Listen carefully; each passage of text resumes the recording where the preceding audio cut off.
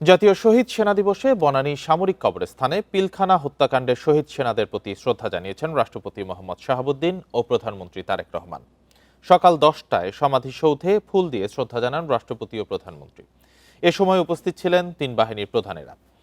পরে শহীদ সেনা কর্মকর্তাদের আত্মার মাগফিরাত কামনায় দোয়া ও মোনাজাত করেন তারা।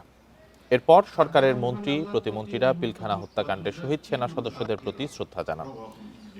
2009 সালের 25 ও 26 ফেব্রুয়ারি তৎকালীন বিডিআরের সদর দপ্তর পিলখানায় বিদ্রোহের আড়ালে চলে বর্বরতম হত্যাযজ্ঞ। নুডলস খান নাই তো নুডলসই খান নাই। 2 দিন ধরে চলা এই নৃশংস হত্যাকাণ্ডে জাতি হারায় 57 সেনা কর্মকর্তা। মোট নিহত হন 74 জন।